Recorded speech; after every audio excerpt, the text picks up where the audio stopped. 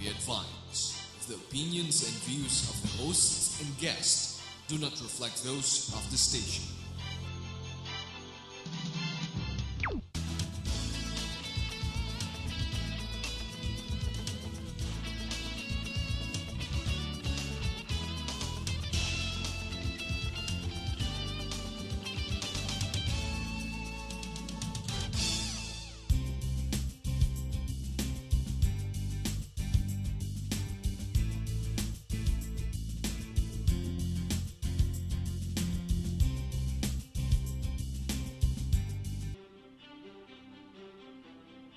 For me, art is an agent of change. Anything that highlights life. They know it's an art form when it has a story, when it speaks to them. Art is an expression of the soul.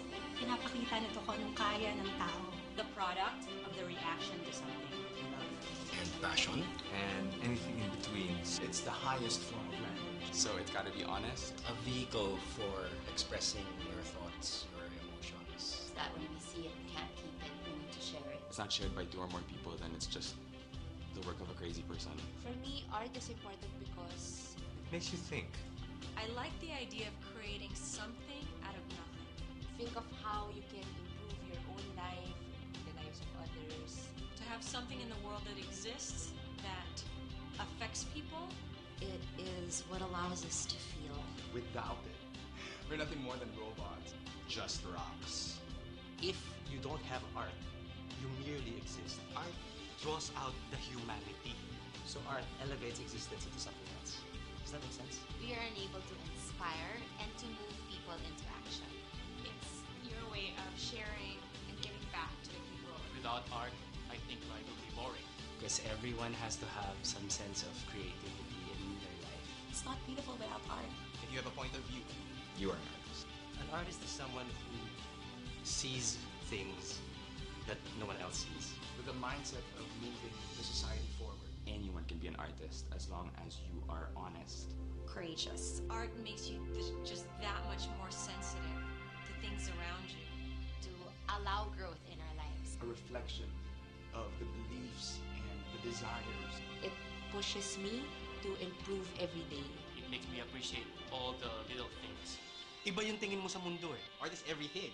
Hindi ako mabubuhay kung walang arte. Actor and director. Actress. I'm an actor, singer. Actor, An actress and a singer. actor, playwright, Theater actor. An actress. An actress. Actor. I'm human being. Maarte ako. Maarte ako. maarte ako. Maarte ako. Maarte ako. Maarte ako. Maarte ka. Good evening, ladies and gentlemen. Welcome to Philippines Uncut. I'm your host, Buddy Conan. And on this show, we talk about everything under the sun. And tonight's topic is once again about art, as we are celebrating National Arts Month. Now, folks, last week we had Cecil Guidote Alvarez, the former National Commission for Culture and Arts Executive Director. She's also the president of the Philippine chapter of the UNESCO, of the ITI, of the International Theater Institute, and the founder of UNESCO Dream Saver Center. She was a guest last week, and she shared with us her insights on how to empower people, how to change society, how to change the world using art. Today, we're having another guest on the show who is also an artist, a very talented, very dynamic visual artist, who will also talk about art, but with a twist.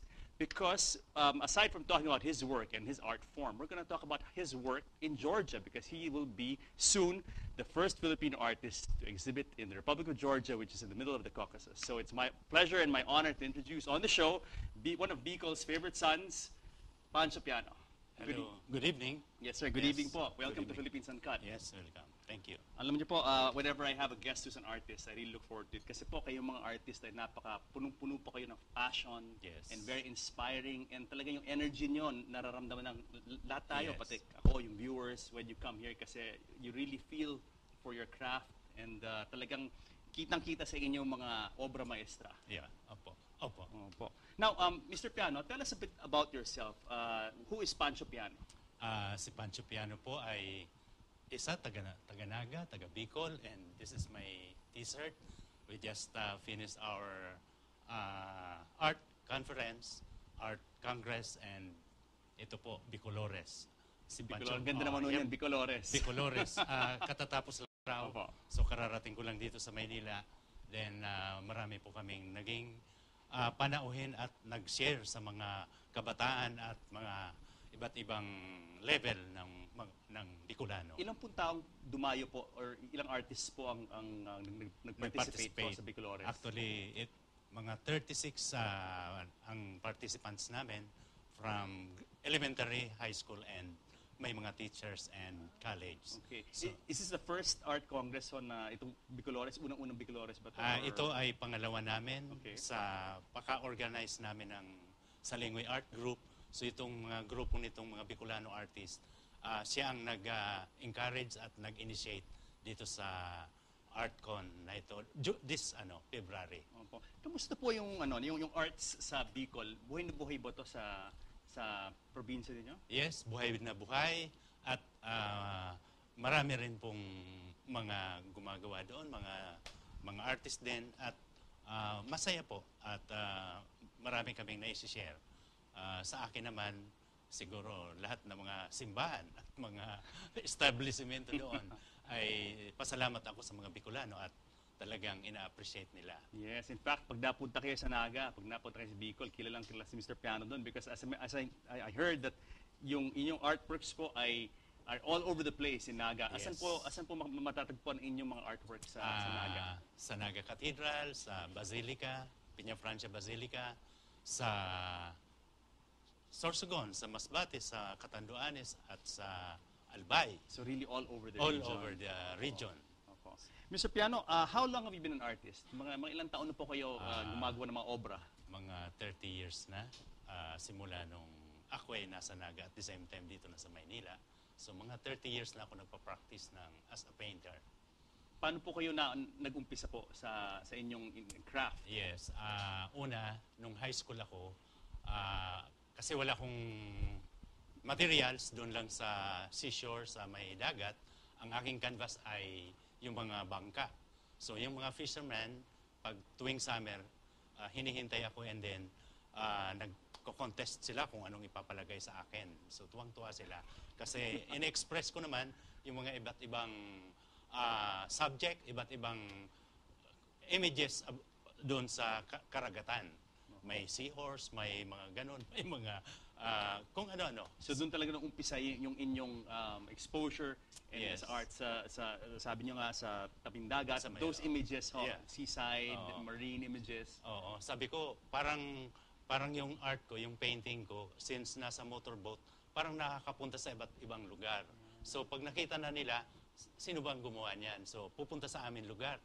I noticed yung artworks nyo, which I've had a chance to see, Yeah. parang very fluid. Yes. Yung there's movement. And I think, correct me if I'm wrong po, siguro yung inyong yung inyong childhood dun sa tabing dagat ay naka-impluwensya po sa inyong estilo.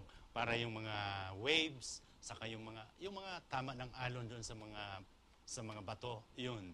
At may calmness and yung reflections ng yung sunrise, sunset. Yes. Yun, doon ko na hinuhugot. Parang very big in your art form also parang nga sabi niyo reflections. Yes. Because of the interplay ng light and water and colors. Yeah. Okay. Alam niyo, Mr. Piano, when I introduced you, I said you are a visual artist. Na yung pag sabi niyo visual artist, very broad ho ito. Opo. Ano po yung mga art styles niyo? What exactly what mediums do you employ? Yes. Sa akin naman yung style ko is, as of now, nasa abstract form na ako. Pero before that, I started impressions, tapos mga surreal and mga realistic one. So ngayon, ang mga ginagawa ko, pag commission works, mural paintings. Pero pag exhibitions, more on abstraction. Okay, so talagang very wide yung inyong, because some artists tend to concentrate on one style. Kung maybe still life, yung sabi nyo nga, iba impressionist, yung iba abstract. Sa inyo, mukhang very varied yung inyong exposure at practice. Yes. Kasi simula nung umpisa ako talaga, since na yan ang parang hanap buhay ko na talaga. At the same time, lahat na kaya na-develop yung kahit anong sabihin na ism. Yes. So, pag sinabi kong anong ism, parang dinaanan ko. Then, pagpasok ko rin sa UP, parang na lang. Let's talk about yung educational background nyo. Anong art training or did you undertake formal instruction sa art or fine arts or that kind of thing? Ano po yung background nyo? Actually, when Din Hoya pumunta sa Naga na na-discover ako. Sabi niya, nag-fine arts ka ba? Sabi ko, hindi ho. Self-taught lang ako. So, he invited me to study in UP and give me a scholarship. So, at that time... Fine arts. Fine arts na talaga. So, parang naging formal yung aking training. So, pagdating sa UP, yun, lahat. Dinaanan ko yung mga ano. Only at university level, yun talaga nagkaroon kayo na formal training, formal instruction in arts. Yes, Before yes. that, as you said, self-taught. Self-taught. When you say self-taught, sabi nyo nga, sa tabing dagat, kukuha lang kayo ng papel or watercolors maybe, tapos pipaint lang kayo. Yes, yes. Sariling, kumbaga sariling training, sariling practice, basta sarili lahat. Wala pang mga nababasa, wala pang basta talagang purely yun lang yung niya. And since then, you've come such a long way. Yes. Sabi nga, over 30 years na kayong artist. Saan po kayo nakapag-exhibit na ho? Yes, actually sa Europe. Sa Milan, sa Vienna, sa Berlin, sa Hague, sa Paris, France, yun, sa Rome, saka sa marami.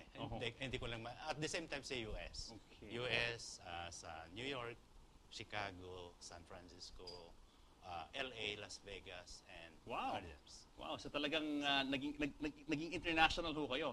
Starting from Naga, and now all your works are being displayed already in different places around the world. Starting from small barrio. Yes, yes. From small barrio to Naga, and then to Manila, and then yun, lumabas na. You're really the pride of Bicol sa larangan ng arts talaga. Yes. Now, let's talk about I introduced you as a visual artist. Yes. Kayo po ay isang pintor. Opo. What kind of paint do you use usually? Are you an oil painter? Are you a watercolor? I use acrylic, oil, and watercolor. But ngayon, karamihan acrylic paints. Okay. So, dahil dyan sa mga obra ko ngayon, halos acrylic or mixed media. Pag canvas you use acrylic? Canvas, yes. Mostly acrylic. Now, sa mga mural niyo what oil. kind of you use oil yes, for your murals? Murals, mga oil paints. Para Which murals po have you done? Asa namin matatagpuan ng mga mural ni Mr. Pancho Piano? Of course, sa Naga, marami. Sa mga simbahan ulit, sa mga hotels, and then sa mga residences. Dito naman sa Manila, marami rin. Yes, sa yes. mga residents. And I understand, aside from being a painter, you've branched out na rin sa larangan ng stained glass. Stained glass. Paano kayo napasok ko sa stained glass? Actually, naging art director ako or art consultant sa isang glass company. And then, yun, pinag-igihan kong matutunan. So, yun, natuto ako doon sa glass designs and mga stained glass. Kasi ibang-ibang naman yan. Ibang Coming medium. from painting on canvas or a wall, ngayon pupunta kayo sa glass, putting together glass pieces to form a work of art. A work of art. Was it difficult pa? Mahirap pa para sa inyo to make that transition po from being a painter on canvas to being a stained glass artist? Hindi naman mahirap kasi kumbaga ibang medium lang 'yon. Pero masaya naman at ibang result yung outcome parang ang ganda kasi sabi ko this is like an sculpture na parang nasa labas saka nakikita ng tao. Lalong-lalo na sa church. Lalong-lalo I was gonna come to that talk kasi usually when you paint on canvas, mas accessible yan sa buyers. Ilalagay lang sa bahay, sa opisina, as you said, to decorate maybe a nice place. Pero yung stained glass, very limited yung market. Sino po yung inyong market for stained glass? Sino po yung bibili ng, yung mga ito, are there groups na nagko-commission sa inyo na gumawa ng stained glass specific or nagbebenta ho kayo ng stained glass works No, in your exhibits? actually, ang mga clients ko siyempre mga churches, mga simbahan, at the same time residents, mga bahay na bagong tayo na nagpapadesign, yung mga ganun. Pero karamihan mga simbahan, mga church, mga Catholic church. And a lot in Naga. Oo, almost in Bicol talaga. Yes. At the same time pala meron akong nagawa Saipan, saka sa Palau. Now, as I mentioned in my opening spiel, sabi ko nga ngayon po ay kasalukuyan ay National Arts Month sa buong Pilipinas, and ito yung isang initiative po ng National Commission for Culture and Arts. Yes. And you being an artist po, ano po yung nakikita niyong current trends sa art ngayon sa Pilipinas? Sa Pilipinas parang ang current mga ngayon contemporary art. So yung mga presenting sitwasyon. So yun ang halos, lalo na yung mga kabataan, yung mga young artists, yun ang mga dinedepect nila, yung mga present situation ngayon. So medyo mahina yung mga noon na traditional, yung depende na lang sa artist. I guess also it's because of yung impluensya po ngayon ng mass media. Yes. Unlike in your generation, or maybe, okay, let me rephrase the question. How would you compare po yung training na, let's say, yung pagka-self-study niyo po when growing up, self-taught as an artist, compared to the young people today na nag-aaral maging artist? Ano po yung pagkakaiba? Sa bagay, siguro, mas maswerte ako. Kasi yung environment mismo ang aking parang pinapraktisan. Yung natural. Unlike ngayon, hindi naman sa sa ibang young artist. Ngayon kasi, marami ng mga computer, maraming pwedeng shortcut na sa paggawa ng arte. Samantalang kami noon, talagang 1, 2, 3, 4. Yes. Kaya hindi naman sa sa ibang artist talaga. Yes. Pagdating na sa sketching, sa on the spot, wala na eh. So, yun, kaya advice ko rin sa kanila na sariling practice baga. Pero maganda ho I think sa current young people today na sumisikap na maging artist, I mean, yung multimedia yung internet, because of this, na-expose sila sa iba't ibang styles of art. Unlike maybe in the previous generation, kailangan mag-research pa sa libro. Paano ho, if you came from a small town in like Bicol, halimbawa, I mean, syempre, you have to go to maybe Naga, go to a library, hand an art book. But these days, anyone anywhere. Yes. Mag-internet lang. You can visit, you can see paintings of the masters, Impressionist masters, Monet, So yan naman ang advantage ngayon. So yung mga bata ngayon saka yung magugulat ka ang gaganda ng works. Talagang ang gaganda. Malayo din sa amin. So yun ang advantage din ngayon. Now let's talk about your abstract style. Yung inyong abstract style, do you see this art form progressing sa Pilipinas? Naging mas popular ba itong art form na itong abstract? Kasi pag sabing abstract parang anyone can get into it. Yes. Diba? Unlike, let's say, if you're an impressionist or if you're a realist style painter, ang hirap po maging ganun kung wala kang kamay talaga. Yes. Diba? Ano pong masasabi niyo doon? Para bang, ako kasi, sa akin naman, kumbaga marami na akong nagawang mga impressions, mga realisms, mga figurative, mga ganon. So, para bang medyo nasasayan ako ngayon pag gumagawa ko ng abstract rendition. In fact, sir, while we're talking about your style, I think we brought some photos which we got from the internet, and may ako if a flash show while we're talking about it. So, let's talk about inspiration. When you create a masterpiece, okay, let's say you're thinking of a masterpiece. Asan po kayo kumukuha ng inspirasyon para dito? Depende sa topic, halimbawa. Halimbawa, ang topic ko, Piña Francia. So, from that point of view, since na-experience ko, nakikita ko, na-observe ko, so madali sa akin. So, doon ako kumukuha. Basta depende sa subject matter. So, halimbawa, kung ano naman to, halimbawa, kung history, yun, magbabasa ako, magre-research ako. So, pero based from that subject, siyempre yung experience ko rin, yung observations ko, yun ang inilalagay ko. At the same time, siyempre na-inspired ako sa aking pamilya. Support nila, yung ganon. Saka sa mga friends. So things you see around you here, we have a picture of you, ito yung mukhang stained glass itong tinuturo nyo. Asan po to? Itong picture na to? Yan ay sa Basilica. Piña Francia Basilica. So ito isang ehemplo po ng inyong stained glass work. Yan ang devotion to Piña Francia. Sa mga internet sites nga, they call you isang artist na very devoted talaga kay Ina. Yes. Because of your dedication to the Peña Francia festival. Very famous in Bicol. Yes, okay. Now, let's talk about your advice. What advice can you give to young artists today who want to get into your field? Sa mga young artist, okay yun yung mag-research, okay yun magbasa, mag-ano talaga. Tapos practice at the same time, yung attitude, maging humble lang. Tapos practice talaga.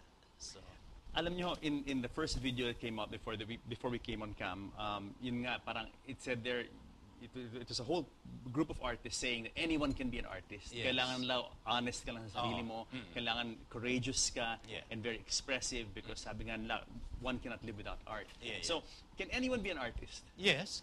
Pwede naman. Even me. Oo, yeah. Oo. Madali lang maging artist. Siyempre, bawat tayo may kanya-kanyang expression. So once na naglagay ka ng color, naglagay ka ng any object o any painting na yun, artwork na yun. So art talaga is an expression of yourself. Yes. So there's no right or wrong answer. I mean, kumbaga, it's not a test. It's an expression of oneself. Yes, you know? yes. Because that's a dilemma ko facing many people na who want to get into the arts, who want to become artists, who want to paint, pero feeling nila, wala akong talent. You know, I can't draw well. I can't draw figures well. I can't draw landscapes well. Ano po yung advice nyo sa mga taong gano'n na halimbawa hindi magaling mag-drawing ko ng mukha or ng landscape? Ano po payo nyo? Pwedeng maging impressionist or abstractionist. Pero yun lang sa nafe-feel mo sa sarili mo. Madali lang yun. Kasi once na yun nga mag-apply ka ng color, may lalabas diyan. Para bang ma-discover mo bakit sa ganun. So, what about you? Sa pinaka kasi na-share ko appreciate yung pinaka-masaya. Ako appreciate yung time na-share sa aking society. You mentioned kasi Alvarez, sabi na people get source for them. Halimbawa, sa interview, ikaw nag-mas, ikaw kanta, that's all art. Yung ability to share them with other people. Yung pera, yung may share na may pakita. Ganito ako. So, malaking yan. Future plan po, yan, you will to exist dyan. Viewers ay kung nasa but hopefully we will be emerges. Let's talk about itong exhibition. Yung plan natin ay magiging impressions para kung ano makikita ko doon. At the same time, i-share ko yung ating kultura. So it will be parang may pala. So, anong klaseng paintings ang intellectual